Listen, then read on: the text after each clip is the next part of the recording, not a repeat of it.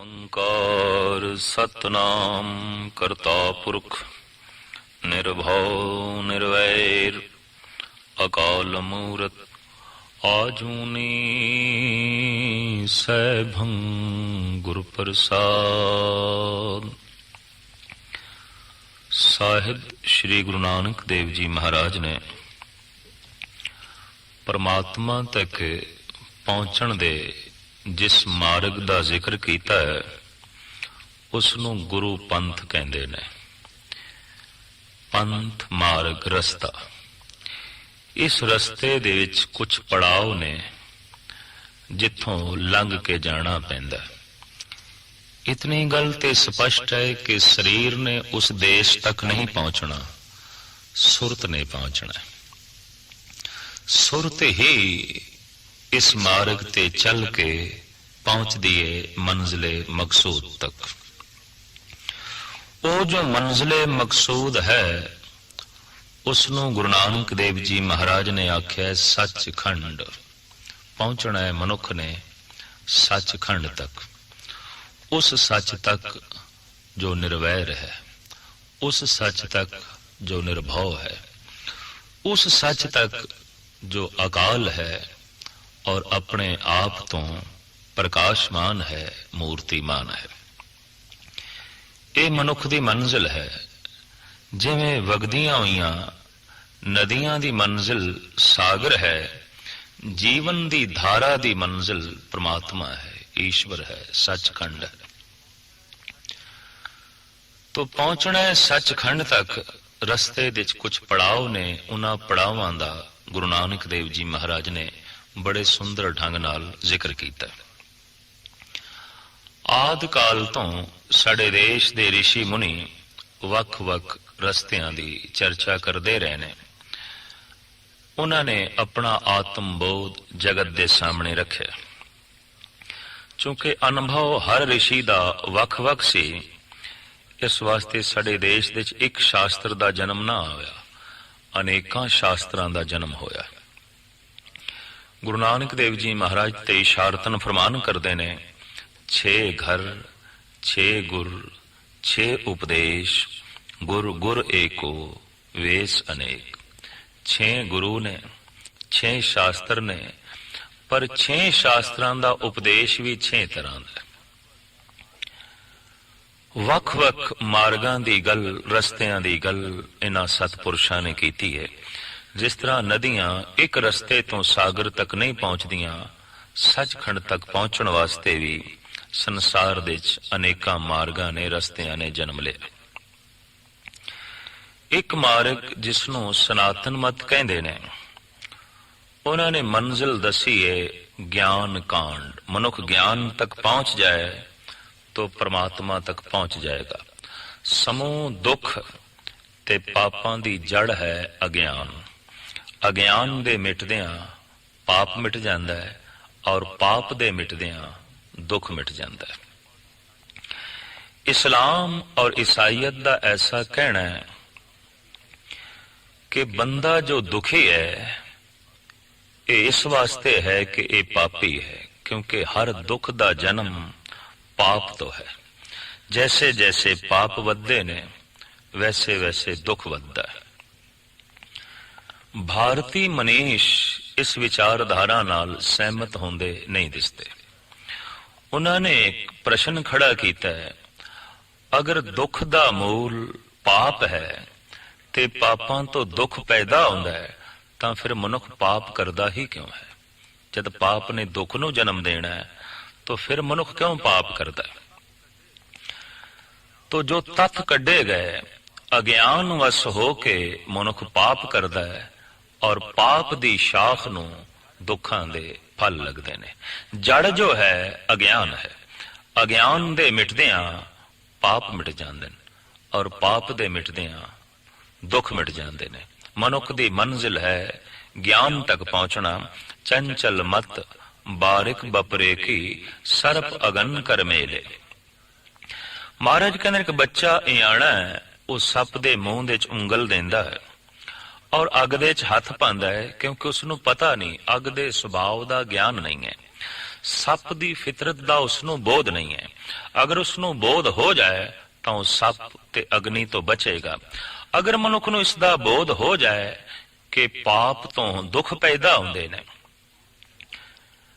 ਇਤਨੀ ਸੂਝ ਦੇ ਮਿਲਦਿਆਂ ਹੀ ਮਨੁੱਖ ਪਾਪ ਨਹੀਂ ਕਰੇਗਾ ਔਰ ਦੁੱਖਾਂ ਤੋਂ ਬਚ ਜਾਏਗਾ। ਤੋ ਅਗਿਆਨ ਤੋਂ ਪਾਪ ਜਨਮ ਲੈਂਦੇ ਨੇ, ਪਾਪ ਤੋਂ ਦੁੱਖ ਜਨਮ ਲੈਂਦੇ ਨੇ। ਈਸਾਈਅਤ ਤੇ ਇਸਲਾਮ ਦਾ ਐਸਾ ਕਹਿਣਾ ਹੈ ਕਿ ਦੁੱਖਾਂ ਦਾ ਜਨਮ ਪਾਪ ਤੋਂ ਹੈ। ਤੋ ਪਾਪ ਦੀ ਨਿਵਰਤੀ ਕਿਸ ਤਰ੍ਹਾਂ ਹੋਵੇ? ਉਹ ਕਹਿੰਦੇ ਨੇ ਪਾਪ ਦੀ ਨਿਵਰਤੀ ਪੁੰਨ ਨਾਲ ਹੋਵੇਗੀ। ਜਿਤਨੇ ਪਾਪ ਨੇ ਉਹਦੇ ਮੁਕਾਬਲੇ ਤੇ ਪੁੰਨ ਕੀਤੇ ਜਾਣ। ਭਾਰਤੀ ਮਨੀਸ਼ ਔਰ ਗੁਰੂ ਗ੍ਰੰਥ ਸਾਹਿਬ ਜੀ ਮਹਾਰਾਜ ਦੀ ਬਾਣੀ ਸਹਿਮਤ ਨਹੀਂ ਇਸ ਗੱਲ ਨਾਲ ਕਿ ਪੁੰਨ ਨਾਲ ਪਾਪ ਕੱਟ ਜਾਂਦੇ ਨੇ। ਹਰ ਮਨੁੱਖ ਆਪਣੀ ਜ਼ਿੰਦਗੀ ਵਿੱਚ ਕੁਛ ਨਾ ਕੁਛ ਪੁੰਨ ਕਰਦਾ ਰਹਿੰਦਾ ਹੈ, ਪਰ ਵੇਖਣ ਦੇ ਵਿੱਚ ਐਸਾ ਆਇਆ ਹੈ ਪੁੰਨ ਦੇ ਨਾਲ ਪਾਪ ਕੱਟਦੇ ਨਹੀਂ, ਪੁੰਨ ਦੇ ਨਾਲ ਦੁੱਖ ਕੱਟਦੇ ਨਹੀਂ। ਬਲਕਿ ਗੁਰੂ ਗ੍ਰੰਥ ਸਾਹਿਬ ਜੀ ਮਹਾਰਾਜ ਦੀ ਤੇ ਪੰਕਤੀ ਬੜੀ ਕ੍ਰਾਂਤੀਕਾਰੀ ਹੈ। ਪਾਪ ਪੁੰਨ ਦੋਏ ਏਕ ਸਮਾਨ, ਨਿਜ ਗੁਣ ਪਾਰਸ ਤਜੋ ਗੁਣ ਆਨ।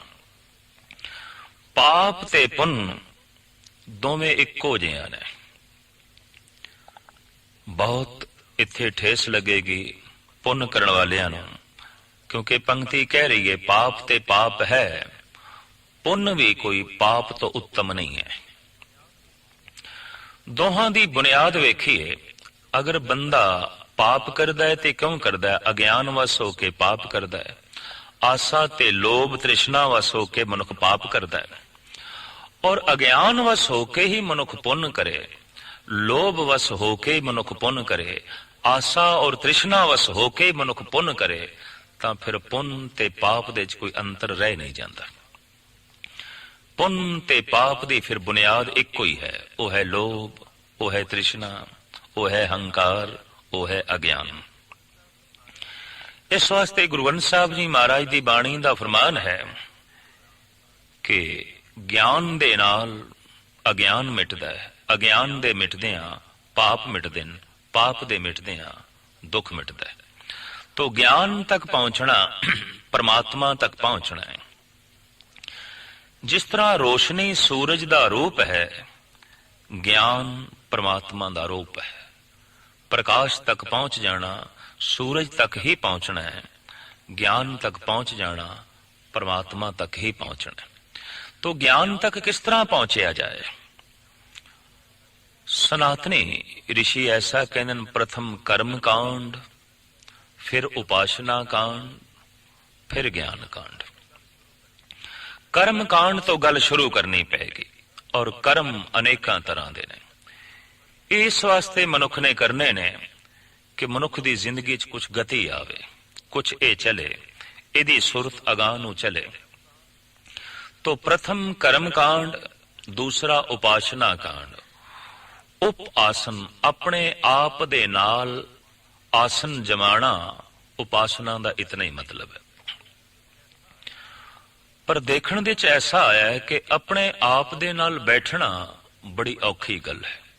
मनुख मित्रां नाल बैठ सकता है, पुत्रां नाल बैठ सकता है, और या कोई टीवी चाहिए है, रेडियो चाहिए है, अखबार चाहिए है, कोई नॉवल चाहिए है, कोई किताब चाहिए है। मनुख कल्ला नहीं बैठ सकता, कुछ ना कुछ दूसरा चाहिए जिस दे नाल मनुख बैठ सके। दूसरा क्यों चाहिए है? क्योंकि जब कल्ला होंदा है तो कल्लेपण दे जन्मां जन्मांतरां दे अंदर पईयां होईयां बेचैनियां सामने आउंदियां। मनुख बेजार होंदा है, मनुख दुखी होंदा है, मनुख पीड़ित होंदा है।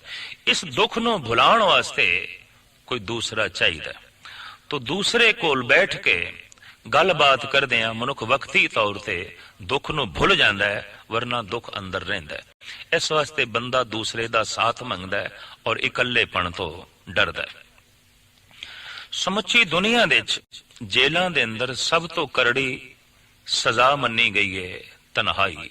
जद कोई कैदी काबू दे च नहीं आउंदा तां उसनूं तन्हाई दी सजा दिंदे ने, भी तूं कल्ला ही रह 10-15 दिन। ते 10-15 दिन तो बाद ही वो माफी मंगण लग पैंदा है और कहंदा नहीं मैनू सारियां दे नाल रखो।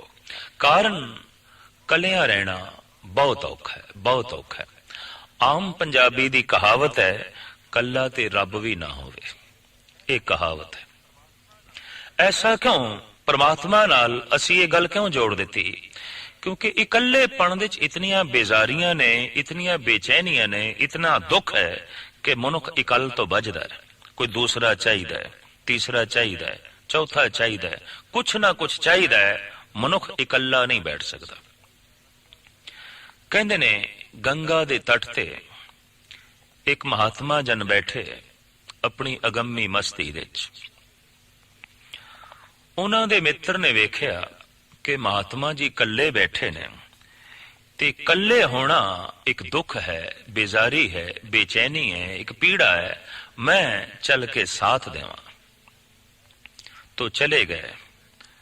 ਮਹਾਤਮਾ ਜੀ ਦੇ ਕੋਲ ਬੈਠ ਕੇ ਕਹਿਣ ਲੱਗੇ, ਸੰਤ ਜੀ ਤੁਸੀਂ ਇਕੱਲੇ ਸੀ, ਮੈਂ ਤੁਹਾਡਾ ਸਾਥ ਕਰਨ ਵਾਸਤੇ ਆ ਗਿਆ, ਤੁਹਾਨੂੰ ਸਾਥ ਦੇਣ ਵਾਸਤੇ ਆ ਗਿਆ। ਤੋ ਸੰਤ ਬੋਲੇ, ਨਹੀਂ ਮਿੱਤਰਾ, ਮੈਂ ਇਕੱਲਾ ਨਹੀਂ ਸੀ, ਮੈਂ ਆਪਣੇ ਆਪ ਦੇ ਨਾਲ ਬੈਠਾ ਸੀ। ਹੁਣ ਤੂੰ ਆਇਆ ਹੈ, ਮੈਨੂੰ ਇਕੱਲਾ ਕਰ ਛੱਡੇ, ਮੈਨੂੰ ਆਪਣੇ ਨਾਲੋਂ ਤੋੜ ਛੱਡੇ, ਮੈਨੂੰ ਆਪਣੇ ਨਾਲੋਂ ਵਿਛੋੜ ਛੱਡੀਏ। ਜੋ ਆਪਣੇ ਆਪ ਦੇ ਨਾਲ ਬੈਠ ਸਕਦਾ ਹੈ ਉਹੀ ਸੰਤ ਹੈ, ਉਹੀ ਮਹਾਤਮਾ ਹੈ, ਉਹੀ ਗੁਰਮੁਖ ਹੈ, ਉਹੀ ਫਕੀਰ ਹੈ। ਬਾਕੀ ਜਗਤ ਨਾਲ, ਸੰਸਾਰ ਨਾਲ ਤੇ ਸਾਰਾ ਸੰਸਾਰ ਬੈਠਦਾ ਹੈ। ਆਪਣੇ ਆਪ ਦੇ ਨਾਲ ਬੈਠਣ ਦੀ ਜਿਸ ਨੂੰ ਜਾਚ ਆ ਗਈ ਹੈ, ਔਰ ਆਪਣੇ ਆਪ ਦੇ ਨਾਲ ਬੈਠ ਕੇ ਜੋ ਖੁਸ਼ ਰਹਿ ਸਕੇ, ਪ੍ਰਸੰਨ ਰਹਿ ਸਕੇ, ਸਮਝ ਲਓ ਇਹ ਧਰਮੀ ਹੈ। ਸਮਝ ਲਓ ਇਸਨੇ ਕੋਈ ਗੁੱਝੀ ਦੌਲਤ ਪ੍ਰਾਪਤ ਕਰ ਲਈ ਹੈ, ਸਮਝ ਲਓ ਇਸਨੇ ਕੁਝ ਅੰਦਰ ਦਾ ਖਜ਼ਾਨਾ ਲੱਭ ਲਿਆ। ਇਸ ਵਾਸਤੇ ਆਪਣੇ ਆਪ ਦੇ ਨਾਲ ਬੈਠ ਸਕਦਾ ਹੈ। ਕਹਿੰਦੇ ਨੇ ਇਕਾਂਤ ਇਕੱਲ ਕਸੌਟੀ ਹੈ ਧਰਮੀ ਮਨੁੱਖ ਦੀ। ਕਿਉਂਕਿ ਅਕੇਲੇ ਵਿੱਚ ਜੋ ਕੁਝ ਵੀ ਚੇਤੇ ਆਵੇਗਾ, ਜੋ ਕੁਝ ਵੀ ਯਾਦ ਆਵੇਗਾ, ਬਸ ਉਹੀ ਮਨੁੱਖ ਦੀ ਦੁਨੀਆ ਹੈ, ਉਹੀ ਮਨੁੱਖ ਦਾ ਵਾਸਤਵਿਕ ਸਰੂਪ ਹੈ। ਕੱਲੇ ਬੈਠਿਆਂ ਸੰਸਾਰ ਚੇਤੇ ਆਉਂਦਾ ਹੈ, ਦੁਸ਼ਮਣ ਚੇਤੇ ਆਉਂਦੇ ਨੇ, ਅਣਗਿਣਤ ਹੋਰ ਅਨਰਥ ਭਰੀਆਂ ਵਿਚਾਰਾਂ ਚੱਲਦੀਆਂ ਨੇ। ਤੋ ਇਹ ਮਨੁੱਖ ਧਰਮੀ ਨਹੀਂ ਹੈ। ਇਕੱਲਾ ਬੈਠਿਆਂ ਪਰਮਾਤਮਾ ਚੇਤੇ ਆਵੇ, ਈਸ਼ਵਰ ਦੀ ਚਰਚਾ ਚੇਤੇ ਆਵੇ, ਸੰਤ ਜਨ ਚੇਤੇ ਆਵਨ, ਧਾਰਮਿਕ ਮੰਦਰ ਚੇਤੇ ਆਵਨ, ਤੋ ਐਸਾ ਮਨੁੱਖ ਇਕਾਂਤ ਦੀ ਕਸੌਟੀ ਤੇ ਪੂਰਾ ਉਤਰ ਗਿਆ। ਇਹ ਬੰਦਾ ਧਰਮੀ ਹੈ, ਇਹ ਮਨੁੱਖ ਮਹਾਨ ਹੈ। ਤੋ ਉਪ ਆਸਨ, ਆਪਣੇ ਆਪ ਦੇ ਨਾਲ ਆਸਨ ਜਮਾਣਾ, ਆਪਣੇ ਆਪ ਦੇ ਨਾਲ ਬੈਠਣਾ। ਪ੍ਰਥਮ ਕਰਮ ਕਾਂਡ, ਫਿਰ ਉਪਾਸਨਾ ਕਾਂਡ। ਇਹਨਾਂ ਦੋਹਾਂ ਪੜਾਵਾਂ ਤੋਂ ਲੰਘ ਕੇ ਮਨੁੱਖ ਨੇ ਪਹੁੰਚਣਾ ਹੈ ਗਿਆਨ ਕਾਂਡ ਤੱਕ। ਮੁਹੰਮਦ ਸਾਹਿਬ ਨੇ ਇਸ ਦੀ ਵੰਡ ਹੋਰ ਢੰਗ ਨਾਲ ਕੀਤੀ ਹੈ। ਉਹਨਾਂ ਦਾ ਫਰਮਾਨ ਹੈ, 3 ਪੜਾਅ ਨੇ, ਚੌਥੀ ਮੰਜ਼ਿਲ ਹੈ। 3 ਪੜਾਅ ਕਿਹੜੇ? ਉਹ ਕਹਿੰਦੇ ਨੇ ਪ੍ਰਥਮ ਸ਼ਰੀਅਤ, ਫਿਰ ਤਰੀਕਤ, ਫਿਰ ਮਾਰਫਤ, ਫਿਰ ਹਕੀਕਤ। ਸ਼ਰੀਅਤ ਤੋਂ ਗੱਲ ਸ਼ੁਰੂ ਕਰਨੀ ਹੈ। ਸ਼ਰੀਅਤ ਦਾ ਮਤਲਬ ਹੈ ਕਰਮ ਕਾਂਡ। ਫਿਰ ਦੂਸਰਾ ਪੜਾਅ ਹੈ ਤਰੀਕਤ, ਕੁਝ ਤਰਕ ਕਰਨਾ ਹੈ, ਕੁਝ ਛੱਡਣਾ ਹੈ। ਤਰੀਕਤ ਤੋਂ ਬਾਅਦ ਹੈ ਜਜ਼ਬਿਆਂ ਦੀ ਦੁਨੀਆ, ਭਾਵਨਾ ਦੀ ਦੁਨੀਆ, ਸ਼ਰਧਾ ਦੀ ਦੁਨੀਆ, ਜਿਹਨੂੰ ਉਹਨਾਂ ਨੇ ਮਾਰਫਤ ਆਖਿਆ ਹੈ। ਤੇ ਚੌਥੀ ਹੈ ਮੰਜ਼ਿਲ ਹਕੀਕਤ। ਹਕੀਕਤ ਦਾ ਮਤਲਬ ਸਚਾਈ, ਸੱਚ, ਸੱਚ ਤੱਕ ਪਹੁੰਚਣਾ ਹੈ, ਹੱਕ ਤੱਕ ਪਹੁੰਚਣਾ ਹੈ, ਹਕੀਕਤ ਤੱਕ ਪਹੁੰਚਣਾ ਹੈ। ਕਿਵੇਂ ਪਹੁੰਚਿਆ ਜਾਏ? तो मोहम्मद साहब का कहना है, पहले मनुख शरीयत अपनावे, फिर वो पहुंचे तरीकत तक, फिर वो पहुंचे मार्फत तक, तो फिर वो हकीकत दे पहुंच जाएगा। जिथे 2 पड़ाव ते तीसरी मंजिल है, ऐसा सनातनी ऋषि कहते ने। उथे इस्लाम दे बानी कहते ने 3 पड़ाव ने, चौथी मंजिल है। गुरु नानक देव जी महाराज का कथन है 4 पड़ाव ने, 5वीं मंजिल है। उस मंजिल के नाम भावें वख-वख रखे गए ने, पर मंजिल एक है। भारतीय ऋषियों ने उसनू ज्ञान कांड आख्या है, मुहम्मद साहब ने उसनू हकीकत आख्या है, गुरु नानक ने उसनू सचखंड आख्या है। पहुंचना है सचखंड तक, पहुंचना है हकीकत तक, पहुंचना है ज्ञान कांड तक। तो किस तरह पहुंचिए? गुरु नानक देव जी महाराज का फरमान, रस्ते दे 4 पड़ाव ने, जिन्हां तो लंघ के मनुख पहुंचेगा सचखंड तक। ਉੱਥੇ ਜਿੱਥੇ ਸੱਚ ਹੀ ਸੱਚ ਹੈ, ਆਨੰਦ ਹੈ, ਸੁੰਦਰਤਾ ਹੈ, ਰਸ ਹੈ, ਸਦੀਵੀ ਖੇਡ ਹੈ, ਉੱਥੇ ਤੱਕ ਪਹੁੰਚਣਾ ਹੈ। ਕਿਵੇਂ ਪਹੁੰਚਿਆ ਜਾਏ? ਜੈਸੇ ਪ੍ਰਥਮ ਦੱਸਿਆ ਮੁਹੰਮਦ ਸਾਹਿਬ ਨੇ ਸ਼ਰੀਅਤ ਚਾਹੀਦੀ ਹੈ। ਜੋ ਸ਼ਰਾਅ ਵਿੱਚ ਨਹੀਂ ਆਉਂਦਾ ਉਹ ਹੱਕ ਤੱਕ ਨਹੀਂ ਪਹੁੰਚ ਸਕੇਗਾ, ਪਰ ਜੋ ਕਰਮ ਕਾਂਡ ਨਹੀਂ ਕਰਦਾ ਉਹ ਗਿਆਨ ਕਾਂਡ ਤੱਕ ਨਹੀਂ ਪਹੁੰਚ ਸਕੇਗਾ। ਐਸਾ ਸਨਾਤਨੀਆਂ ਦਾ ਕਹਿਣਾ ਹੈ, ਗੁਰੂ ਨਾਨਕ ਦੇਵ ਜੀ ਮਹਾਰਾਜ ਦਾ ਕਹਿਣਾ ਹੈ, ਜੋ ਧਰਮ ਖੰਡ ਤੱਕ ਨਹੀਂ ਆਇਆ ਉਹਦਾ ਸੱਚਖੰਡ ਤੱਕ ਪਹੁੰਚਣਾ ਬਹੁਤ ਕਠਿਨ ਹੈ, ਬਹੁਤ ਔਖਾ ਹੈ। 4 ਪੜਾਅ ਤੇ 5ਵੀਂ ਮੰਜ਼ਿਲ ਹੈ, ਐਸਾ ਗੁਰੂ ਨਾਨਕ ਨੇ ਬੜਾ ਸੁੰਦਰ ਨਿਰਣਾ ਕਰਕੇ ਜਗਤ ਦੇ ਸਾਹਮਣੇ ਗੁਰੂ ਪੰਥ ਦੀ ਵਿਆਖਿਆ ਕੀਤੀ ਹੈ। ਪਹਿਲਾ ਪੜਾਅ ਹੈ ਧਰਮ ਖੰਡ, ਦੂਸਰਾ ਪੜਾਅ ਹੈ ਗਿਆਨ ਖੰਡ, ਤੀਸਰਾ ਪੜਾਅ ਹੈ ਸਰਮ ਖੰਡ, ਚੌਥਾ ਪੜਾਅ ਹੈ ਕਰਮ ਖੰਡ ਤੇ 5ਵੀਂ ਮੰਜ਼ਿਲ ਹੈ ਸੱਚਖੰਡ, ਜਿੱਥੇ ਮਨੁੱਖ ਨੇ ਪਹੁੰਚਣਾ ਹੈ। ਧਾਰਮਿਕ ਮਨੁੱਖ, ਸਾਧਨਾ ਕਰਨ ਵਾਲਾ ਬੰਦਾ ਸਵੈਮ ਨਿਰਣਾ ਕਰ ਸਕੇਗਾ ਮੈਂ ਕਿਹੜੇ ਪੜਾਅ ਤੇ ਪਹੁੰਚਿਆ। ਆਖਰ ਅਸੀਂ ਦੇਖਦੇ ਹਾਂ ਕੋਈ ਮਨੁੱਖ ਮੁਸਾਫਰਤ ਤੈਅ ਕਰਦਾ ਹੈ, ਰੇਲ ਦੇ ਵਿੱਚ ਬੈਠਾ ਹੋਵੇ, ਚਾਹੇ ਉਹ ਸਫ਼ਰ ਕਾਰ ਤੇ ਬੱਸ ਦੇ ਵਿੱਚ ਕਰੇ, ਰਸਤੇ 'ਚ ਜਿਉਂ-ਜਿਉਂ ਪੜਾਅ ਆਉਂਦੇ ਨੇ ਉਹ ਅੰਦਾਜ਼ਾ ਲਾ ਲੈਂਦਾ ਹੈ ਬਈ ਮੈਂ ਹੁਣ ਇਤਨੀ ਦੂਰ ਦੇ 'ਚ ਪਹੁੰਚ ਗਿਆ, ਮੈਂ ਹੁਣ ਅੱਧ ਵਿਚਕਾਰ ਦੇ 'ਚ ਆ ਗਿਆ, ਹੁਣ ਮੰਜ਼ਿਲ ਨੇੜੇ ਹੈ, ਹੁਣ ਮੈਂ ਮੰਜ਼ਿਲ ਦੇ 'ਚ ਪਹੁੰਚਣ ਵਾਲਾ। ਰਸਤੇ ਦੇ ਮੀਲ ਪੱਥਰ ਦੇਖਦਿਆਂ ਮਨੁੱਖ ਆਪਣੀ ਮੁਸਾਫਰਤ ਦਾ ਅੰਦਾਜ਼ਾ ਲਾ ਲੈਂਦਾ ਹੈ ਕਿ ਮੈਂ ਕਿਤਨੀ ਤੈਅ ਕੀਤੀ। ਇਸੇ ਤਰੀਕੇ ਦੇ ਨਾਲ ਗੁਰੂ ਨਾਨਕ ਦੇਵ ਜੀ ਮਹਾਰਾਜ ਦਾ ਫਰਮਾਨ ਹੈ ਕਿ ਮਨੁੱਖ ਸਵੈਮ ਇਹ ਵੀ ਅੰਦਾਜ਼ਾ ਲਗਾ ਸਕਦਾ ਹੈ ਕਿ ਮੈਂ ਪ੍ਰਮਾਤਮਾ ਦਾ ਮਾਰਗ ਕਿਤਨਾ ਚੱਲਿਆ, ਰੱਬ ਤੋਂ ਕਿਤਨੀ ਦੂਰ ਹਾਂ ਜਾਂ ਕਿਤਨੇ ਨੇੜੇ ਹਾਂ। ਅਗਰ ਉਹ ਸਵੈਮ ਇਸ ਢੰਗ ਨਾਲ ਵੇਖਣਾ ਚਾਹੇ ਤਾਂ ਵੇਖ ਸਕੇਗਾ। ਧਰਮ ਖੰਡ ਪਹਿਲਾ ਪੜਾਅ ਹੈ ਔਰ ਇਸ ਪੜਾਅ ਦੀ ਵਿਆਖਿਆ ਗੁਰੂ ਨਾਨਕ ਦੇਵ ਜੀ ਮਹਾਰਾਜ ਇਸ ਢੰਗ ਨਾਲ ਕਰਦੇ ਨੇ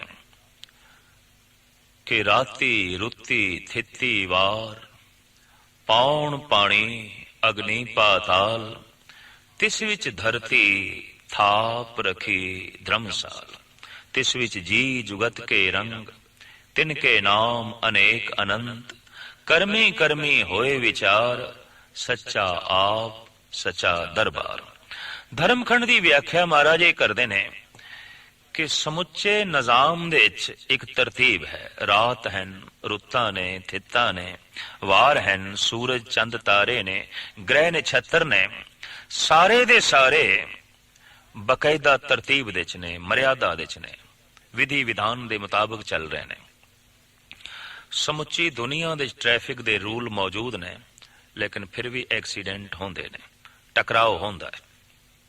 ਰੂਲ ਬਣੇ ਹੋਏ ਨੇ, ਫਿਰ ਵੀ ਰੋਜ਼ ਟਕਰਾਓ ਹੋ ਜਾਂਦੇ ਨੇ। ਆਸਮਾਨ ਦੇ ਝਾਤ ਮਾਰੀਏ, ਅਣਗਿਣਤ ਗ੍ਰਹਿ ਨਛੱਤਰ ਨੇ ਜੋ ਅਤਿਅੰਤ ਤੇਜ਼ ਗਤੀ ਨਾਲ ਚੱਲ ਰਹੇ ਨੇ, ਲੇਕਿਨ ਐਸਾ ਸੁਣਨ ਤੇ ਪੜਨ ਵੇਖਣ ਦੇ 'ਚ ਨਹੀਂ ਆਉਂਦਾ ਕਿਧਰੇ ਇੱਕ ਗ੍ਰਹਿ ਦੂਸਰੇ ਗ੍ਰਹਿ ਨਾਲ ਟਕਰਾ ਗਿਆ, ਇੱਕ ਨਛੱਤਰ ਦੂਸਰੇ ਨਛੱਤਰ ਨਾਲ ਟਕਰਾ ਗਿਆ ਔਰ ਬੜੀ ਤੇਜ਼ ਗਤੀ ਦੇ ਨਾਲ ਇਹ ਸਭ ਚੱਲ ਰਹੇ ਨੇ। ਇੱਥੋਂ ਇੱਕ ਸਪਸ਼ਟ ਹੁੰਦਾ ਹੈ ਕਿ ਕੁਝ ਵਿਧਾਨ ਹੈ, ਕੁਝ ਪਰਿਪੂਰਨ ਪ੍ਰਮਾਤਮਾ ਨੇ ਨਿਯਮ ਬਣਾ ਰੱਖੇ ਨੇ ਇਹਨਾਂ ਗ੍ਰਹਿ ਨਛੱਤਰਾਂ ਦੀ ਚਾਲ ਨੂੰ ਚਲਾਉਣ ਵਾਸਤੇ। ਸਾਹਿਬ ਕਹਿੰਦੇ ਨੇ ਕਿ ਸਾਗਰ, ਦਰਿਆ, ਪਵਨ, ਪਾਣੀ, ਗ੍ਰਹਿ ਨਛੱਤਰ ਸਭ ਮਰਿਆਦਾ ਦੇ ਚੱਲ ਰਹੇ ਨੇ, ਤੇ ਜਦ ਇਹ ਸਭ ਕੁਝ ਮਰਿਆਦਾ ਦੇ 'ਚ ਹੈ ਤਾਂ ਇਹ ਬੰਦੇ ਤੂੰ ਵੀ ਆਪਣੀ ਜ਼ਿੰਦਗੀ ਨੂੰ ਮਰਿਆਦਾ ਦੇ। ਜਦ ਮਨੁੱਖ ਆਪਣੇ ਜੀਵਨ ਨੂੰ ਮਰਿਆਦਾ ਦੇ ਦਿੰਦਾ ਹੈ, ਐਸੇ ਮਨੁੱਖ ਨੂੰ ਕਹਿੰਦੇ ਨੇ ਇਹ ਪਹਿਲੇ ਪੜਾਅ ਤੇ ਪਹੁੰਚ ਗਏ, ਇਹ ਧਰਮ ਖੰਡ ਦੇ 'ਚ ਪਹੁੰਚ ਗਏ। ਆਪਣੀ ਜ਼ਿੰਦਗੀ ਨੂੰ ਉਸਨੇ ਮਰਿਆਦਾ ਦਿੱਤੀ ਹੈ। ਪਹਿਚਾਣ ਕੀ ਹੋਵੇਗੀ? ਉਸ ਦਾ ਬੋਲਣਾ ਮਰਿਆਦਾ ਦੇ 'ਚ ਹੋਵੇਗਾ, ਉਸ ਦਾ ਉੱਠਣਾ ਬੈਠਣਾ ਸੋਣਾ ਜਾਗਣਾ ਮਰਿਆਦਾ ਦੇ 'ਚ ਹੋਵੇਗਾ, ਉਹਦਾ ਖਾਣਾ ਪੀਣਾ ਮਰਿਆਦਾ ਦੇ 'ਚ ਹੋਵੇਗਾ, ਉਹਦਾ ਪਹਿਨਣਾ ਮਰਿਆਦਾ ਦੇ 'ਚ ਹੋਵੇਗਾ, ਹਤਾ ਕਿ ਉਸ ਦਾ ਹੱਸਣਾ ਤੇ ਰੋਣਾ ਵੀ ਮਰਿਆਦਾ ਦੇ 'ਚ ਹੋਵੇਗਾ। ਐਸਾ ਨਹੀਂ ਹੋਵੇਗਾ ਕਿ ਪੇਟ ਭਰਿਓ ਪਸਵਾ ਜਿਉ ਸੋਇਓ, ਮਾਨੁਖ ਜਨਮ ਹੈ ਹਾਰੇ ਹੋਰੇ। ਪਸ਼ੂ ਦੀ ਤਰ੍ਹਾਂ ਉਹ ਨਹੀਂ ਸੋਵੇਗਾ ਤੇ ਪਸ਼ੂ ਦੀ ਤਰ੍ਹਾਂ ਉਹ ਨਹੀਂ ਖਾਏਗਾ। ਉਹਦਾ ਖਾਣਾ ਪੀਣਾ ਉੱਠਣਾ ਬੈਠਣਾ ਸੌਣਾ ਜਾਗਣਾ ਸਾਰੇ ਦਾ ਸਾਰਾ ਤਰਤੀਬ ਦੇ 'ਚ ਹੋਵੇਗਾ। जैसे ਇੱਟਾਂ ਨੂੰ ਤਰਤੀਬ ਦੇਈਏ ਤਾਂ ਮਕਾਨ ਬਣਦਾ ਹੈ, ਆਵਾਜ਼ ਨੂੰ ਤਰਤੀਬ ਦੇਈਏ ਤਾਂ ਸੰਗੀਤ ਦਾ ਜਨਮ ਹੁੰਦਾ ਹੈ, ਅੱਖਰਾਂ ਨੂੰ ਤਰਤੀਬ ਦੇਈਏ ਤਾਂ ਕਵਿਤਾ ਦਾ ਜਨਮ ਹੁੰਦਾ ਹੈ। ਜੀਵਨ ਦੀ ਇੱਕ ਇੱਕ ਨਸ ਨੂੰ, ਇੱਕ ਇੱਕ ਰੋਮ ਨੂੰ परिपूर्ण परमात्मा ने ऐसी तरतीब दिती है कि सुंदर काया का जन्म होया। अगर तरतीब ना होंदी तो ऐसा भी हो सकता है कि अखां सिर दे उपर लग जांदियां, नक हत्थां नूं ही लग जांदा, दंद पिछले पासे ही हो जाते। ऐसा भी हो सकता है जिथे बावां ने इत्थे लत्तां हो जांदियां, जिथे लत्तां ने इत्थे बावां हो जांदियां, पर नहीं, शरीर दे च एक तरतीब है। एक एक नस, एक एक रोम, एक एक आजा, दंद, सब कुछ तरतीब दे नाल परिपूर्ण परमात्मा ने बनाए। जद शरीर दा ढांचा सारे दा सारा तरतीब दे च है तो फिर कर्मां दा ढांचा भी तरतीब दे च होना चाहिए। इसनूं ही साहिब गुरु नानक देव जी महाराज धर्मखंड कहते ने, और आप दा फरमान है, इस धरती दे च ऐ बंदे तू धर्म कमाण वास्ते आया है, ये धरती धर्मसाल है। इत्थे सब कुछ धर्म दे च है, इत्थे सब कुछ मर्यादा दे च है।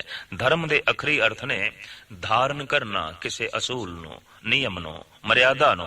तो सूरज चंद तारियां ने, ग्रह नक्षत्रा ने, सागर ने और पृथ्वी ने धर्म धारण कीता होया, मर्यादा नु धारण कीता होया।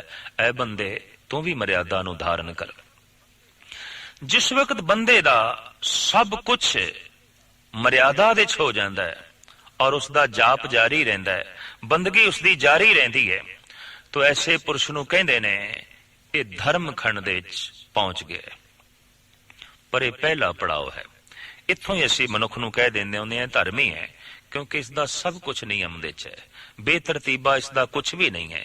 इहदे बोलां दे च तरतीब है, इहदे उठण बैठण दे च तरतीब है, इहदे सौण जागण दे च तरतीब है, हता कि इसदे हसण ते रोण दे च भी बकायदा एक विधि विधान है।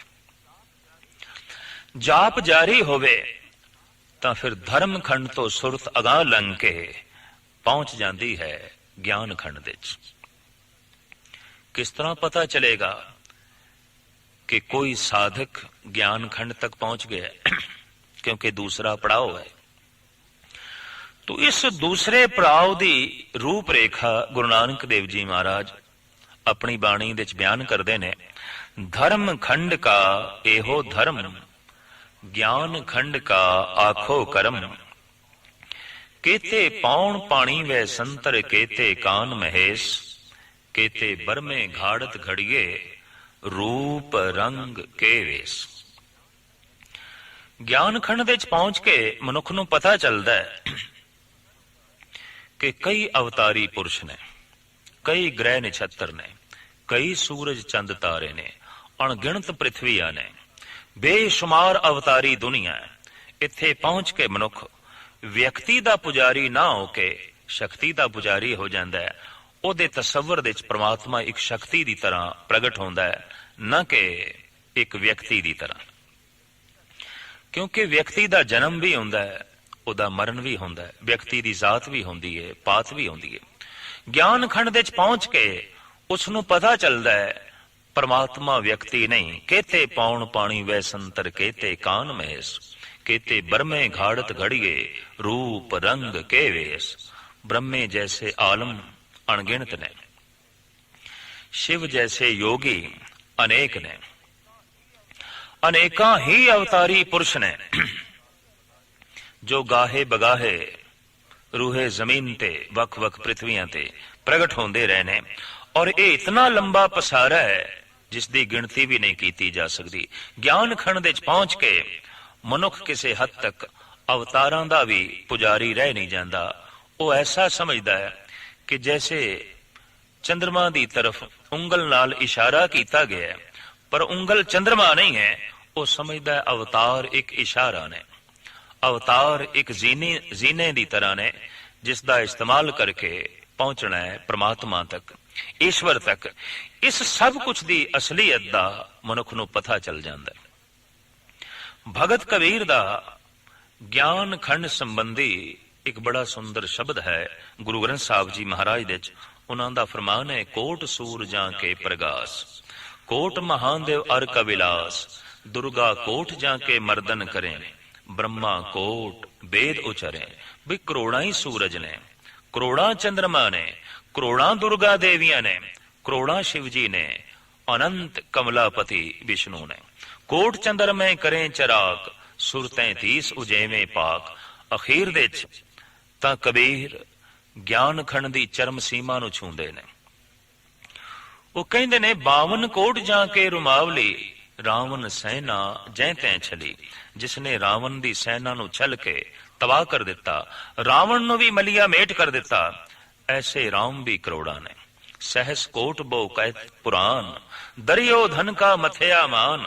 जिसने दुर्योधन दे मान ਨੂੰ ਮਿੱਟੀ 'ਚ ਮਿਲਾ ਦਿੱਤਾ, ऐसे अवतारी पुरुष श्री कृष्ण ये भी करोड़ा ने। जैसे गुरु गोबिंद सिंह जी महाराज का फरमान कि ते कृष्ण से कीट कोटे बनाए। अनेका गुरु पीर पैगंबर अवतारी पुरुष ऋषि मुनि रूहे जमीन ते होए ने। ज्ञान खंड दे पहुंच के उसनू ये लंबा चौड़ा पसारा दिस पैंदा है। इत्थे उसका जाप जारी रहिंदा है। अवतारां दा मन दे सत्कार है, लेकिन उसनू इतना अनुभव हो जाता है कि अवतार परमात्मा नहीं। जैसे कि गुरु अर्जन देव जी महाराज का फरमान है, अवतार न पावे अंत, परमेश्वर पार ब्रह्म बेअंत। वो जिहड़ा बेअंत प्रभु है, उसकी पूर्ण लीला नू अवतारी पुरुष भी नहीं समझ सकते। वो इतना महान है, वो इतना असीम है। जाप जारी है तां ज्ञान खंड तो सुरत अगले तीसरे पड़ाव ते पहुंच जाती है। तीसरे पड़ाव का नाम गुरु नानक देव जी महाराज ने सरमखंड रखे है। ते सरमखंड की व्याख्या इस प्रकार है। सरमखंड की बाणी रूप, तिथे घाड़त घड़िए बहुत अनूप। ताकियां गला कथया ना जाए, जे को कहे पछे पछताए। सरमखंड दे विच मनुख दी बनतर बड़ी सुंदर बन जाती है। मन बड़ा सुंदर हो जाता है, चित्त बड़ा सुंदर हो जाता है, बुद्धि बड़ी निर्मल हो जाती है, आहंग भाव भी मनुख दा शुद्ध हो जाता है। क्योंकि सरमखंड वास्तविक एक ऐसी टकसाल है जिथे घाड़त बड़ी कमाल दी घड़ी जाती है। तिथे घड़िए सुरत मत मन बुद्ध, तिथे घड़िए सुरां सिधां की सुध। उथे जो मन घड़िया जाता है वो देवतियां दा और ऋषि मुनियां दा रूप हुंदा है। उथे जो बुद्धि ते चित्त दी घाड़त घड़ी जाती है वो देवतियां दी तरह होंदी है। आहंग भाव अत्यंत शुद्ध हो जाता है। मन विच गलत फुरने नहीं पैदा होंदे, बुद्धि गलत फैसला नहीं देंदी और चित्त गलत गल्लां नूं चेते नहीं करदा और आहंग भाव शुद्ध हो जाता है, पवित्र हो जाता है। इस तरह चतुष्टा अंतःकरण सरमखंड विच घड़िया जाता है। जाप करदे होया मनुख धर्म खंड तो लंघ के ज्ञान खंड तक, फिर ज्ञान खंड तो लंघ के सरम खंड तक पहुंचता है। वास्तविक सरम खंड अत्यंत सुंदर खंड है, जिथे मनुख की घाड़त बड़ी सुंदर खड़ी जाती है। कोई गलत फुरना मन विच पैदा नहीं होंदा, बुद्धि कदी कोई गलत फैसला नहीं देंदी, चित्त दे कदी कोई गलत ख्याल नहीं पैदा होंदे और आहंग भाव अत्यंत शुद्ध हो जाता है। जाप जारी है, साधना दे लीन ए साधक इहदी सुरत फिर अगां चल पैंदी है और जो अगला चौथा पड़ाव है उसनूं कहंदे ने कर्म खंड। कर्म शब्द संस्कृत दा होवे तां इहदे अखरी अर्थ बनदे ने काम धंधा। पर कर्म शब्द परशियन दा होवे तां फिर इस दे अर्थ बनदे ने बख्शिश रहमत। गुरु नानक देव जी महाराज ने ये शब्द परशियन दा वरत्या है। बख्शिश दा खंड, रहमत दा खंड। साधना करदियां करदियां आखिर साधक ਪਰਮਾਤਮਾ ਦੀ ਬਖਸ਼ਿਸ਼ ਦਾ ਪਾਤਰ ਬਣ ਜਾਂਦਾ ਹੈ। ਕਰਮ ਖੰਡ ਦਾ ਮਤਲਬ ਹੈ ਬਖਸ਼ਿਸ਼ ਦਾ ਖੰਡ। ਜਿਵੇਂ ਸੂਰਜ ਹਰ ਵਕਤ ਹੀ ਰੋਸ਼ਨੀ ਦਿੰਦਾ ਹੈ, ਪਰ ਅੱਖਾਂ ਬੰਦ ਕਰ ਲਈਏ ਤਾਂ ਫਿਰ ਰੋਸ਼ਨੀ ਨਾਲ ਸੰਬੰਧ ਟੁੱਟ ਜਾਂਦਾ ਹੈ। ਘਰ ਦੇ ਦੁਆਰ ਚਾਰੋਂ ਪਾਸੇ ਬੰਦ ਕਰ ਲਈਏ ਤਾਂ ਕਮਰੇ ਦੇ ਵਿੱਚ ਸੂਰਜ ਦੀਆਂ ਕਿਰਨਾਂ ਦਾ ਪਹੁੰਚਣਾ ਕਠਿਨ ਹੋ ਜਾਂਦਾ ਹੈ। ਉਂਝ ਸੂਰਜ ਹਰ ਵਕਤ ਰੋਸ਼ਨੀ ਦਿੰਦਾ ਹੈ, ਹਰ ਵਕਤ ਪ੍ਰਕਾਸ਼ ਦਿੰਦਾ ਹੈ। ਪਰਮਾਤਮਾ ਹਰ ਵਕਤ ਬਖਸ਼ਿਸ਼ ਕਰਦਾ ਹੈ, ਪਰ ਜਿਸ ਵਕਤ ਸਾਡੀ ਪਿੱਠ ਆਉਂਦੀ ਹੈ, ਜਿਸ ਵਕਤ ਅਸੀਂ ਪਾਤਰ ਨਹੀਂ ਆਉਂਦੇ ਹਾਂ, ਜਿਸ ਵਕਤ ਸਾਡੀਆਂ ਅੱਖਾਂ ਬੰਦ ਆਉਂਦੀਆਂ ਨੇ, ਤਾਂ ਅਸੀਂ ਪਰਮਾਤਮਾ ਦੀ ਬਖਸ਼ਿਸ਼ ਤੋਂ ਵਾਂਝੇ ਰਹਿ ਜਾਂਦੇ ਹਾਂ। ਕਰਮ ਖੰਡ ਦੇ ਵਿੱਚ ਪਹੁੰਚ ਕੇ ਮਨੁੱਖ ਦੀ ਅੱਖ ਖੁੱਲ ਜਾਂਦੀ ਹੈ, ਰੋਸ਼ਨੀ ਨਾਲ ਸੰਬੰਧ ਜੁੜ ਜਾਂਦਾ ਹੈ। ਇਹ ਪ੍ਰਭੂ ਦੀ ਬਖਸ਼ਿਸ਼ ਦਾ ਪਾਤਰ ਬਣ ਜਾਂਦਾ ਹੈ। ਸਾਹਿਬ ਕਰਮ ਖੰਡ ਦੀ ਵਿਆਖਿਆ ਇਸ ਢੰਗ ਨਾਲ ਕਰਦੇ ਨੇ ਕਿ ਕਰਮ ਖੰਡ ਕੇ ਬਾਣੀ ਜੋਰ, ਤਿੱਥੇ ਹੋਰ ਨਾ ਕੋਈ ਹੋਰ। ਕਰਮ ਖੰਡ ਦੀ ਬਣਤਰ ਬੜੀ ਜ਼ੋਰ ਵਾਲੀ ਹੈ, ਬੜੀ ਮਹਾਨ ਹੈ, ਬੜੀ ਉੱਤਮ ਹੈ। ਇੱਥੇ ਬਾਣੀ ਦੇ ਵਿੱਚ ਜ਼ੋਰ ਆ ਜਾਂਦਾ ਹੈ।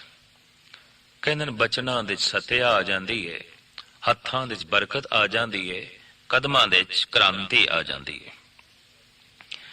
ਸਾਡੇ ਦੇਸ਼ ਦੇ ਪ੍ਰਾਚੀਨ ਮਨੀਸ਼ ਇਹ ਕਹਿੰਦੇ ਰਹੇ ਨੇ ਕਿ ਜੋ ਭਜਨ ਦੀ ਸਿਖਰਤਾ ਨੂੰ ਛੂ ਲੈਂਦਾ ਹੈ, ਜੋ ਨਾਮ ਜਪਦਿਆਂ ਜਪਦਿਆਂ ਟੀਸ਼ੀ ਤੇ ਪਹੁੰਚ ਜਾਂਦਾ ਹੈ, ਉਹਦੇ ਹੱਥਾਂ ਦੇ ਵਿੱਚ ਜਾਂ ਪੈਰਾਂ ਦੇ ਵਿੱਚ ਪਦਮ ਬਣ ਜਾਂਦਾ ਹੈ।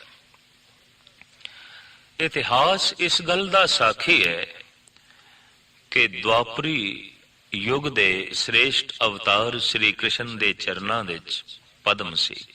ਭਾਈ ਸਾਹਿਬ ਭਾਈ ਗੁਰਦਾਸ ਜੀ ਵੀ ਇਸ ਦਾ ਇਸ਼ਾਰਾ ਕਰਦੇ ਨੇ, ਚਰਨ ਕਮਲ ਵਿੱਚ ਪਦਮ ਹੈ, ਝਿਲਮਿਲ ਝਮਕੇ ਵਾਂਗੂ ਤਾਰੇ।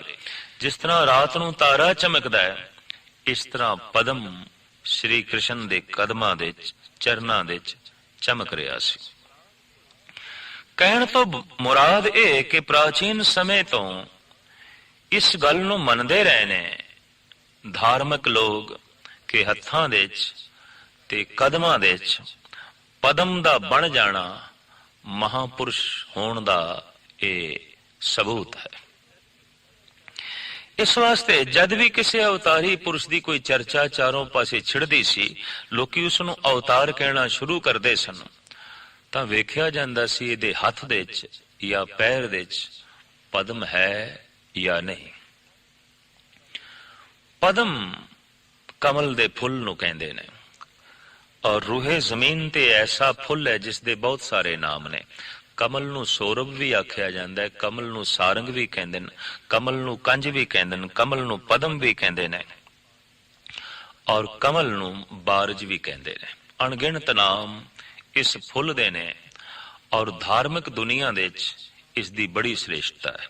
ਹਿੰਦੁਸਤਾਨ ਦੇ तमाम ਧਾਰਮਿਕ ਮੰਦਿਰਾਂ ਦੇ ਗੁੰਬਦ ਕਮਲ ਨੁਮਾ ਬਣਾਏ ਜਾਂਦੇ ਨੇ, ਉਹ ਕਮਲ ਦੀ ਤਰ੍ਹਾਂ ਨੇ। ਇਹ ਗੁੰਬਦ, ਇਹ ਕਮਲ ਇਸ਼ਾਰਾ ਕਰ ਰਿਹਾ ਹੈ ਕਿ ਪਾਣੀ ਕਿਤਨਾ ਹੀ ਵੱਧ ਜਾਏ, ਮੈਂ ਡੁੱਬਦਾ ਨਹੀਂ ਹਾਂ, ਮੈਂ ਨਿਰਲੇਪ ਰਹਿਣਾ। ਐ ਮਨੁੱਖ, ਸੰਸਾਰ ਦੀ ਸੰਪਦਾ ਕਿਤਨੀ ਹੀ ਵੱਧ ਜਾਏ, ਸੁਖ ਕਿਤਨਾ ਹੀ ਵੱਧ ਜਾਏ, ਜਾਂ ਦੁੱਖ ਦੀਆਂ ਲਹਿਰਾਂ ਕਿਤਨੀਆਂ ਹੀ ਟਕਰਾਵਨ, ਤੂੰ ਡੁੱਬੀ ਨਾ, ਤੂੰ ਮੇਰੀ ਤਰ੍ਹਾਂ ਹੀ ਖਿੜਿਆ ਰਵੀਂ। ਤੂੰ ਸੰਸਾਰ ਦੇ ਜਨਮ ਲੈ ਕੇ ਸੰਸਾਰ ਤੋਂ ਉੱਚਾ ਹੋਵੀਂ।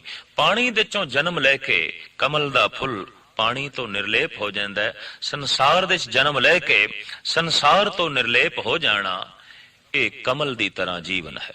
ਤੋ ਕਮਲ ਫੁੱਲ ਧਾਰਮਿਕ ਦੁਨੀਆ ਦੇ ਵਿੱਚ ਆਪਣਾ ਇੱਕ ਖਾਸ ਥਾਂ ਰੱਖਦਾ ਹੈ। ਕਹਿੰਦੇ ਨੇ ਸਿਰਫ ਐਸਾ ਹੀ ਨਹੀਂ ਕਿ ਕਮਲ ਇੱਕ ਪ੍ਰਤੀਕ ਹੈ, ਬਲਕਿ ਜਦ ਕੋਈ ਧਰਮ ਦੀ ਚਰਮ ਸੀਮਾ ਨੂੰ ਛੂੰਹਦਾ ਹੈ ਤਾਂ ਉਹਦੇ ਹੱਥ ਜਾਂ ਪੈਰ ਦੇ ਵਿੱਚ ਕੁਝ ਰੇਖਾ ਐਸੀ ਬਣਦੀ ਹੈ ਜਿਸ ਨੂੰ ਕਹਿੰਦੇ ਨੇ ਪਦਮ ਰੇਖਾ। ਇਹ ਪਦਮ ਰੇਖਾ ਸ੍ਰੀ ਕ੍ਰਿਸ਼ਨ ਦੇ ਚਰਨਾਂ 'ਚ ਸੀ। ਇਹ ਪਦਮ ਰੇਖਾ ਗੁਰੂ ਅਮਰਦਾਸ ਜੀ ਮਹਾਰਾਜ ਦੇ ਚਰਨਾਂ ਵਿੱਚ ਸੀ। ਜਦ ਕਿ ਹਰਿਦੁਆਰ ਦੇ ਵਿੱਚ ਇੱਕ ਬ੍ਰਾਹਮਣ ਨੇ ਆਪ ਦੇ ਚਰਨਾਂ ਨੂੰ ਵੇਖਿਆ ਤਾਂ ਸਿਰ ਝੁਕਾ ਕੇ ਡੰਡੌਤ ਕੀਤੀ। ਸਤਿਗੁਰੂ ਕਹਿਣ ਲੱਗੇ, ਬ੍ਰਾਹਮਣ ਦੇਵਤਾ, ਤੂੰ ਮੈਨੂੰ ਸਜਦਾ ਕਿਉਂ ਕਰ ਰਿਹਾ, ਮੈਨੂੰ ਮੱਥਾ ਕਿਉਂ ਟੇਕ ਰਿਹਾ? ਤਾਂ ਬ੍ਰਾਹਮਣ ਕਹਿਣ ਲੱਗਾ, ਮਹਾਰਾਜ ਆਪ ਦੇ ਚਰਨਾਂ ਵਿੱਚ ਪਦਮ ਹੈ, ਤੇ ਪਦਮ ਹੋਣਾ ਇਹ ਬ੍ਰਹਮ ਗਿਆਨੀ ਹੋਣ ਦਾ ਸਬੂਤ ਹੈ। ਪਦਮ ਹੋਣਾ ਅਵਤਾਰੀ ਪੁਰਸ਼ ਹੋਣ ਦੀ ਨਿਸ਼ਾਨੀ ਹੈ। ਤੁਹਾਡੇ ਚਰਨਾਂ ਵਿੱਚ ਤੇ ਪਦਮ ਹੈ। ਪਰ ਹੁਣ ਇਹ ਜ਼ਰੂਰੀ ਨਹੀਂ ਕਿ ਹੱਥ ਤੇ ਪੈਰ ਦੇ ਵਿੱਚ ਵਾਕਈ ਪਦਮ ਬਣ ਜਾਂਦਾ ਹੈ। ਜੈਸੇ ਕਿ ਅਸੀਂ ਦੇਖਦੇ ਹਾਂ ਸ਼੍ਰੀ ਰਾਮ ਦੇ ਹੱਥ ਪੈਰ ਦੇ ਵਿੱਚ ਕੋਈ ਪਦਮ ਹੋਵੇ, ਐਸੀ ਕੋਈ ਚਰਚਾ ਨਹੀਂ। ਗੁਰੂ ਨਾਨਕ ਗੁਰੂ ਗੋਬਿੰਦ ਸਿੰਘ ਜੀ ਮਹਾਰਾਜ ਦੇ ਚਰਨਾਂ 'ਚ ਪਦਮ ਹੋਵੇ, ਇਸ ਗੱਲ ਦਾ ਕੋਈ ਜ਼ਿਕਰ ਨਹੀਂ ਹੈ ਇਤਿਹਾਸ ਦੇ 'ਚ। ਬਾਕੀ 24 ਅਵਤਾਰਾਂ ਦੇ ਚਰਨਾਂ ਦੇ 'ਚ ਪਦਮ ਹੋਵੇ, ਸਨਾਤਨ ਮਤ ਦੇ 24 ਅਵਤਾਰ ਜਾਂ ਜੈਨੀਆਂ ਦੇ 24 ਤੀਰਥੰਕਰ ਜਾਂ ਮਹਾਤਮਾ ਬੁੱਧ, ਉਹਨਾਂ ਦੇ ਪੈਰਾਂ ਦੇ 'ਚ ਪਦਮ ਹੋਵੇ ਜਾਂ ਹੱਥ ਦੇ 'ਚ ਪਦਮ ਹੋਵੇ, ਇਸ ਤਰ੍ਹਾਂ ਦਾ ਇਤਿਹਾਸ ਦੇ 'ਚ ਕੋਈ ਸਬੂਤ ਮਿਲਦਾ ਨਹੀਂ।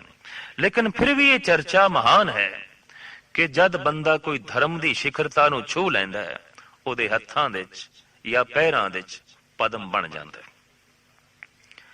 ਗੁਰੂ ਅਰਜਨ ਦੇਵ ਜੀ ਮਹਾਰਾਜ ਦਾ ਇੱਕ ਬੜਾ ਸੁੰਦਰ ਵਾਕ ਹੈ ਫੁਨੇ ਛੰਦ ਦੇ ਅੰਦਰ। ਆਪ ਫਰਮਾਨ ਕਰਦੇ ਨੇ, ਮੇਰੇ ਹਾਥ ਪਦਮ ਆਂਗਨ ਸੁਖ ਬਾਸਨਾ, ਸਖੀ ਮੇਰੋ ਕੰਠ ਰਤਨ ਪੇਖ ਦੁਖ ਨਾਸਨਾ।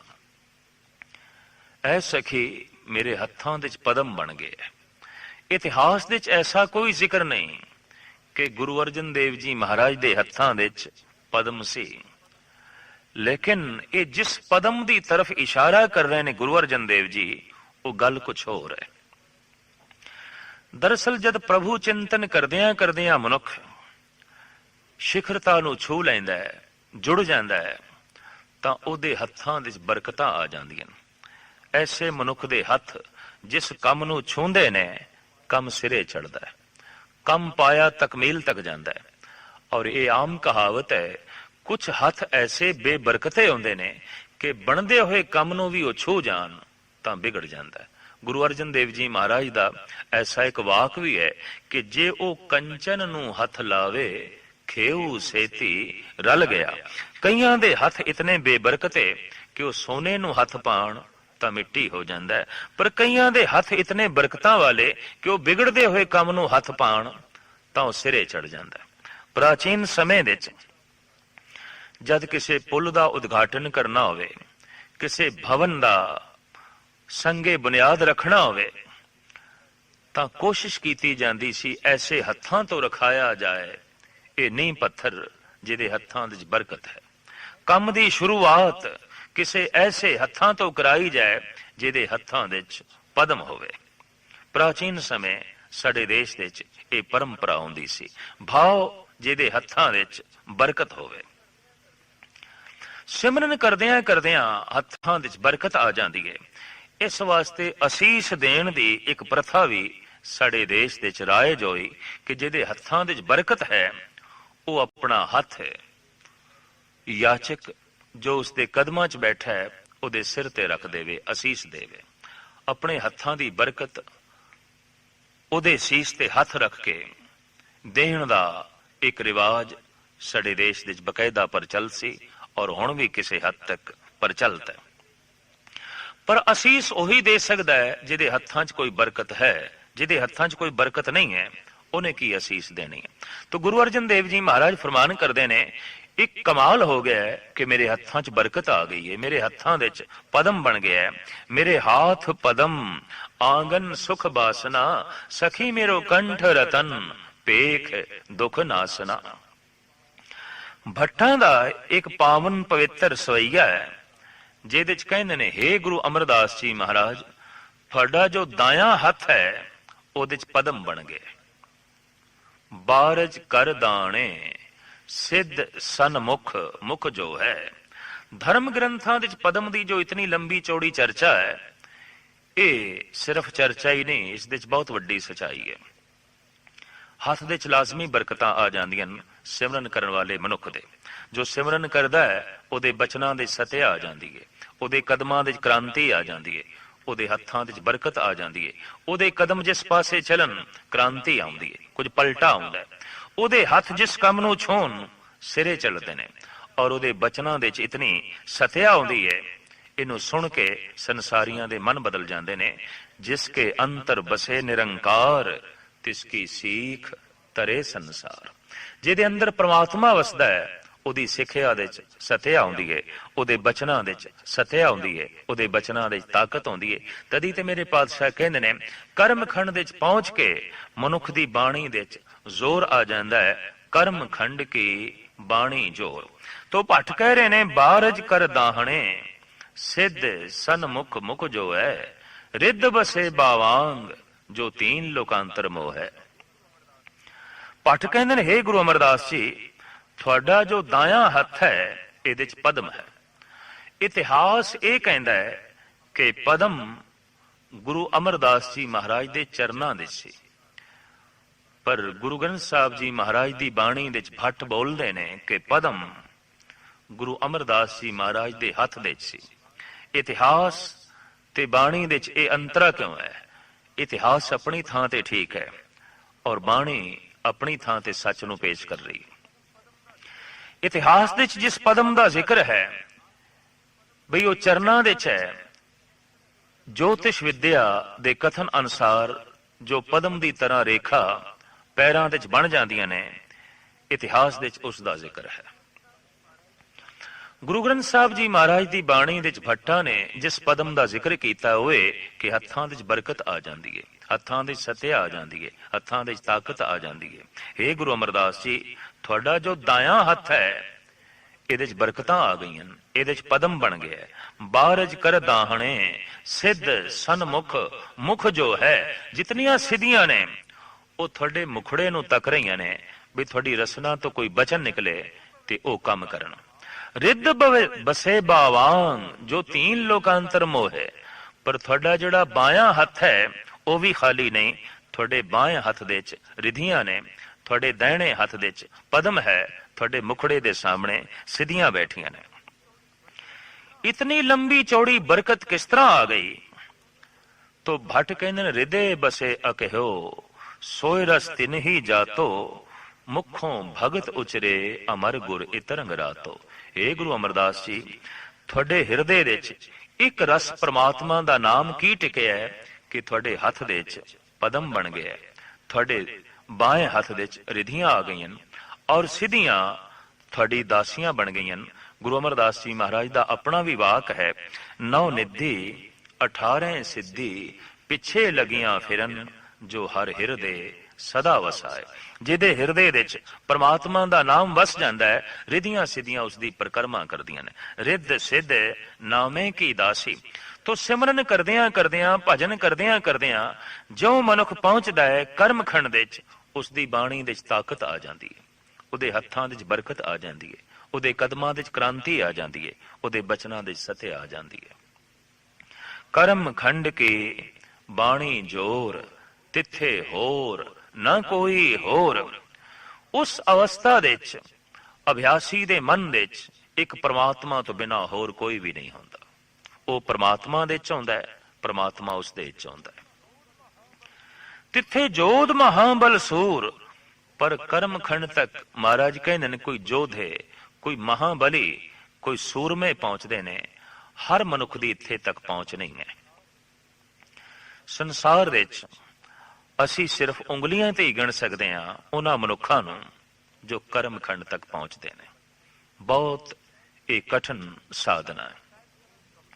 ਇਸ ਵਾਸਤੇ ਸਾਹਿਬ ਕਹਿੰਦੇ ਕਮਜ਼ੋਰ ਦਿਲ ਦਿਮਾਗ ਰੱਖਣ ਵਾਲੇ, ਕਮਜ਼ੋਰ ਸਾਧਨਾ ਕਰਨ ਵਾਲੇ, ਆਲਸ ਨਿੰਦਰਾ ਤੰਦਰਾ ਦੇ ਚ ਫਸੇ ਹੋਏ ਮਨੁੱਖ ਕਰਮਖੰਡ ਤੱਕ ਪਹੁੰਚਣਾ ਤੇ ਬਹੁਤ ਔਖੀ ਗੱਲ ਹੈ। ਉਹ ਤੇ ਗਿਆਨ ਖੰਡ ਤੱਕ ਵੀ ਨਹੀਂ ਪਹੁੰਚ ਸਕਦੇ।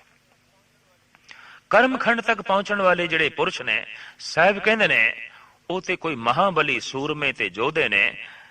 ਤਿੱਥੇ ਜੋਧ ਮਹਾਬਲ ਸੂਰ ਤਿਨ ਮੇ ਰਾਮ ਰਿਆ ਭਰਪੂਰ। ਤਿੱਥੇ ਸੀਤੋ ਸੀਤਾ ਮਹਿਮਾ ਮਾਏ ਤਾਂ ਕੇ ਰੂਪ ਨ ਕਥਨੇ ਜਾਏ। ਜੋ ਕਰਮਖੰਡ ਤੱਕ ਪਹੁੰਚ ਗਿਆ ਹੈ, ਗੁਰੂ ਨਾਨਕ ਦੇਵ ਜੀ ਮਹਾਰਾਜ ਫਰਮਾਨ ਕਰਦੇ ਨੇ ਉਸ ਮਨੁੱਖ ਦੀ ਮਹਿਮਾ ਸ਼੍ਰੀ ਰਾਮ ਤੇ ਉਹਨਾਂ ਦੀ ਸੁਪਤਨੀ ਸੀਤਾ ਵੀ ਗਾਇਨ ਕਰਦੀ ਹੈ। ਗੁਰੂ ਅਰਜਨ ਦੇਵ ਜੀ ਮਹਾਰਾਜ ਦਾ ਵੀ ਕਥਨ ਹੈ, ਬ੍ਰਹਮ ਗਿਆਨੀ ਕੋ ਖੋਜੇ ਮਹੇਸ਼ੁਰ ਬ੍ਰਹਮ ਗਿਆਨੀ ਆਪ ਪਰਮੇਸ਼ੁਰ। ਜੋ ਬ੍ਰਹਮ ਗਿਆਨੀ ਹੈ, ਜਿਹਦੇ ਅੰਦਰ ਬ੍ਰਹਮ ਦਾ ਗਿਆਨ ਪੈਦਾ ਹੋ ਗਿਆ, ਜਿਸ ਦੇ ਅੰਦਰ ਬ੍ਰਹਮ ਦਾ ਰਸ ਪੈਦਾ ਹੋ ਗਿਆ ਹੈ, ਸ਼ਿਵ ਜੀ ਵੀ ਉਸ ਦੀ ਤਲਾਸ਼ ਦੇ ਵਿੱਚ ਹੈ। ਮਹਾਦੇਵ ਵੀ ਪ੍ਰਾਰਥਨਾ ਕਰਦੇ ਨੇ ਅਕਾਲ ਪੁਰਖ ਦੇ ਅੱਗੋਂ, ਇਹ ਅਕਾਲ ਪੁਰਖ ਕਿਸੇ ਐਸੇ ਪੁਰਸ਼ ਦੇ ਦਰਸ਼ਨ ਕਰਾ ਜਿਸ ਦੇ ਅੰਦਰ ਤੇਰਾ ਵਾਸਾ ਹੋ ਗਿਆ, ਜਿੱਥੇ ਤੂੰ ਪ੍ਰਗਟ ਹੋ ਗਿਆ। ਕਿਸੇ ਬ੍ਰਹਮ ਗਿਆਨੀ ਦੇ ਦਰਸ਼ਨ ਕਰਾ। ਬ੍ਰਹਮ ਗਿਆਨੀ ਕੋ ਖੋਜੇ ਮਹੇਸ਼ੁਰ, ਬ੍ਰਹਮ ਗਿਆਨੀ ਦੀ ਤਲਾਸ਼ ਕਰਦਾ ਹੈ ਸ਼ਿਵ ਜੀ। ਅਸੀਂ ਆਪਣੀ ਅਰਦਾਸ ਦੇ ਵਿੱਚ ਬਕਾਇਦਾ ਇਹ ਸ਼ਬਦ ਜੋੜੇ ਹੋਏ ਨੇ ਕਿ ਸਈ ਸੰਤ ਗੁਰਮੁਖ ਪਿਆਰੇ ਮੇਲ, ਜਿਨ੍ਹਾਂ ਮਿਲਿਆ ਤੇਰਾ ਨਾਮ ਚੇਤੇ ਆਵੇ। ਇਹ ਸਾਡੀ ਮੰਗ ਹੈ। ਜਿਨ੍ਹਾਂ ਦੇ ਸੰਦਣਿਆਂ ਮੇਰੀ ਦੁਰਮਤ ਵੰਜੇ, ਮਿੱਤਰ ਅਸਾੜੜੇ ਸੇ। ਉਹ ਸਾਡੇ ਮਿੱਤਰ ਨੇ ਜਿਨ੍ਹਾਂ ਦੇ ਦੀਦਾਰ ਦੇ ਚੋਂ ਦੁਰਮਤੀ ਨਾਸ ਹੋਵੇ, ਜਿਨ੍ਹਾਂ ਦੇ ਮਿਲਦਿਆਂ ਪਰਮਾਤਮਾ ਚੇਤੇ ਆਵੇ, ਜਿਨ੍ਹਾਂ ਦੇ ਕੋਲ ਬੈਠਿਆਂ ਰੱਬ ਦੀ ਸਿਮਰਤੀ ਜਾਗੇ। ਜਿਵੇਂ ਹਿਮਾਲਿਆ ਪਰਬਤ ਤੇ ਚਲੇ ਜਾਈਏ ਤਾਂ ਠੰਡ ਆਪਣੇ ਆਪ ਮਿਲਦੀ ਏ, ਫੁੱਲਾਂ ਕੋਲ ਬੈਠੀਏ ਮਹਿਕ ਆਪਣੇ ਆਪ ਮਿਲਦੀ ਏ, ਜਲਦੇ ਹੋਏ ਦੀਵੇ ਕੋਲ ਬੈਠੀਏ ਪ੍ਰਕਾਸ਼ ਆਪਣੇ ਆਪ ਮਿਲਦਾ ਹੈ। ਰੱਬ ਨਾਲ ਜੁੜੇ ਮਨੁੱਖ ਕੋਲ ਬੈਠੀਏ ਮਨ ਆਪੇ ਹੀ ਜੁੜਨ ਨੂੰ ਕਰਦਾ ਹੈ, ਮਨ ਨੂੰ ਆਪੇ ਹੀ ਕੁਝ ਚੈਨ ਮਿਲਦਾ ਹੈ, ਮਨ ਨੂੰ ਆਪੇ ਹੀ ਕੁਝ ਪ੍ਰੇਰਨਾ ਮਿਲਦੀ ਹੈ। ਇਸ ਵਾਸਤੇ ਸਾਹਿਬ ਕਹਿੰਦੇ ਨੇ ਕਰਮ ਖੰਡ ਤੱਕ ਕੋਈ ਵਿਰਲੇ ਹੀ ਪਹੁੰਚਦੇ ਨੇ। ਕੌਣ? ਤਿੱਥੇ ਜੋਧ ਮਹਾਬਲ ਸੂਰ, ਤਿਨ ਮੇ ਰਾਮ ਰਿਆ ਭਰਪੂਰ। ਕੋਈ ਜੋਧੇ, ਕੋਈ ਮਹਾਬਲੀ, ਕੋਈ ਸੂਰਮੇ ਇਸ ਬਖਸ਼ਿਸ਼ ਦੇ ਖੰਡ ਤੱਕ ਪਹੁੰਚਦੇ ਨੇ। ਉਹ ਰਾਮ ਦੇ ਵਿੱਚ ਸਮਾ ਜਾਂਦੇ ਨੇ ਤੇ ਰਾਮ ਉਹਨਾਂ ਦੇ ਅੰਦਰ ਲੀਨ ਹੋ ਜਾਂਦਾ ਹੈ, ਉਹ ਇੱਕ ਮਿਕ ਹੋ ਜਾਂਦੇ ਨੇ। ਸਾਧਨਾ ਅਜੇ ਵੀ ਜਾਰੀ ਹੈ, ਜਾਪ ਅਜੇ ਵੀ ਜਾਰੀ ਹੈ, ਪਰ ਜਾਪ ਕਰਦਿਆਂ ਕਰਦਿਆਂ ਅਚਨਚੇਤ ਅਭਿਆਸੀ ਮਹਿਸੂਸ ਇੰਜ ਕਰਦਾ ਹੈ ਜੈਸੇ ਕੋਈ ਸਰਤਾ ਸਾਗਰ ਦੇ ਚ ਲੀਨ ਹੋ ਜਾਏ ਤੋ ਸਰਿਤਾ ਦਾ ਨਾਮ, ਸਰਿਤਾ ਦੀ ਹੋਂਦ ਖੋ ਜਾਂਦੀ ਹੈ ਔਰ ਉਹ ਸਾਗਰ ਦਾ ਰੂਪ ਹੋ ਜਾਂਦਾ ਹੈ। ਇਸ ਤਰ੍ਹਾਂ ਹੀ ਭਗਤ ਭਗਵਾਨ ਦੇ ਚ ਖੋ ਕੇ ਭਗਵਾਨ ਦਾ ਰੂਪ ਹੋ ਜਾਂਦਾ ਹੈ, ਸਿੱਖ ਗੁਰੂ ਦੇ ਚ ਖੋ ਕੇ ਗੁਰੂ ਦਾ ਰੂਪ ਹੋ ਜਾਂਦਾ ਹੈ, ਸਾਧਕ ਈਸ਼ਵਰ ਦੇ ਚ ਖੋ ਕੇ ਈਸ਼ਵਰ ਦਾ ਰੂਪ ਹੋ ਜਾਂਦਾ ਹੈ। ਜੈਸੇ ਕਿ ਵਾਕ ਨੇ ਨਾਮੇ ਨਾਰਾਇਣ ਨਹੀਂ ਭੇਦ। ਹੁਣ ਨਾਮਦੇਵ ਦੇ ਚ ਤੇ ਨਾਰਾਇਣ ਦੇ ਚ ਕੋਈ ਭੇਦ ਨਹੀਂ ਰਿਹਾ। ਰਾਮ ਕਬੀਰੇ ਭੇਦ ਨਾ ਭਾਈ, ਹੁਣ ਕਬੀਰ ਦੇ ਚ ਤੇ ਰਾਮ ਦੇ ਚ ਕੋਈ ਭੇਦ ਨਹੀਂ ਰਿਹਾ। ਸਿੱਖ ਗੁਰੂ, ਗੁਰੂ ਸਿੱਖ ਹੈ, ਨਾਨਕ ਭੇਦ ਨਾ ਭਾਈ, ਹੁਣ ਸਿੱਖ ਤੇ ਗੁਰੂ ਦੇ ਚ ਕੋਈ ਭੇਦ ਨਹੀਂ ਰਿਹਾ। ਹੁਣ ਪ੍ਰਮਾਤਮਾ ਤੇ ਸਾਧਕ ਦੇ ਚ ਕੋਈ ਭੇਦ ਨਹੀਂ ਰਿਹਾ। ਕਿਉਂ? ਕਿ ਨਾਨਕ ਲੀਨ ਭਇਓ ਗੋਬਿੰਦ ਸਿਉ, ਜਿਉ ਪਾਣੀ ਸੰਗ ਪਾਣੀ। ਜਿਸ ਤਰ੍ਹਾਂ ਪਾਣੀ ਦੇ ਅੰਦਰ ਪਾਣੀ ਲੀਨ ਹੋ ਜਾਂਦਾ ਹੈ, ਇਸ ਤਰ੍ਹਾਂ ਆਤਮਾ ਪ੍ਰਮਾਤਮਾ ਦੇ ਚ ਲੀਨ ਹੋ ਗਈ ਹੈ। ਸਾਹਿਬ ਕਹਿੰਦੇ ਗੋਬਿੰਦ ਦਾ ਮਿਲਨ ਸਾਨੂੰ ਨਸੀਬ ਹੋ ਗਿਆ। ਕਬੀਰ ਕਹਿੰਦੇ ਅਬ ਤੋ ਜਾਏ ਚੜੇ ਸਿੰਘਾਸਨ, मिले हैं सारंग पानी, राम कबीरा एक भय हैं, कोई न सके पछानी। हुण कबीर राम बन गए ने और राम कबीर बन गए ने। अगर कोई पहचान करना चाहेगा पहचान नहीं हो सकेगी कबीर कौन है ते राम कौन है। हुण राम ते कबीर दा अंतरा मिट गया।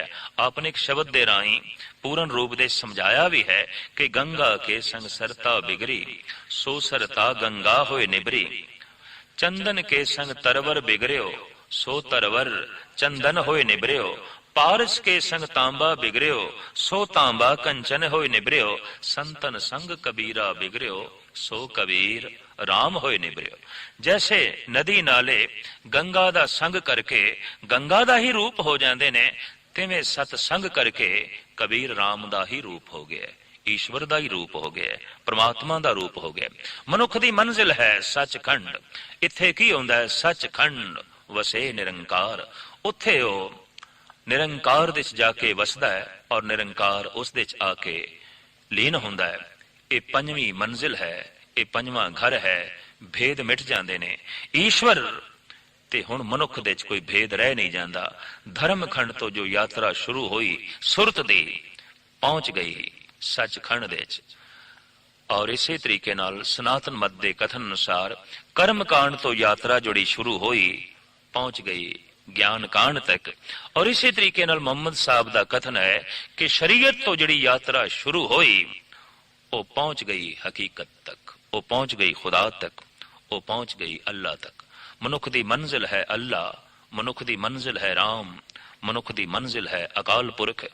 जिथों मनुख खड़ा है उत्थों यात्रा आरंभ करनी पैगी। जिंदगी नूं विधि विधान जिस वक्त दिता यात्रा आरंभ हो गई। और सहजे सहजे जैसे नदी चलती है, सैकड़े मील की वाट तय करके सागर तक पहुंचती है, इस तरह ही साधक रोज साधना करदियां करदियां अपनी सुरत नूं गति देंदा है और एक दिन सुरत सचखंड तक पहुंच जाती है। इस मार्ग विच रोकां भी अनेकां ने, क्योंकि ये मार्ग मैदानी मार्ग नहीं है, ये मार्ग पहाड़ी रस्ता है, चढ़ाई है। पानी निवाण की तरफ अपने आप जाता है, पर उसनूं उपर चाड़ना होवे दबाव प्रैशर चाहिए। सुरत निवाण की तरफ अपने आप जाती है, पर सचखंड की तरफ ले जाण वास्ते कुछ आसरे चाहिए, कुछ वसीले चाहिए, क्योंकि सचखंड टीशी है, चढ़ाई है। धर्म का मार्ग मैदानी रस्ता नहीं, ये पहाड़ी रस्ता है। भगत कबीर जी महाराज का कथन है, जह मार्ग पंडित गए पाछे परी बहीर, एक औघट घाटी राम की ते चढ़ रहे हो कबीर। मैं राम नाम की बिखड़ी घाटी ते चढ़ रहा, अपनी सुरत नूं चढ़ा रहा। जिन्हां लोकां नूं पहाड़ां दे उत्ते चढ़न दा थोड़ा बहुत भी अनुभव है, उन्हां नूं पता होवेगा चढ़ना कितना कठिन है। दम फुल जाता है, गोडे रह जाते हैं, शरीर रह जाता है।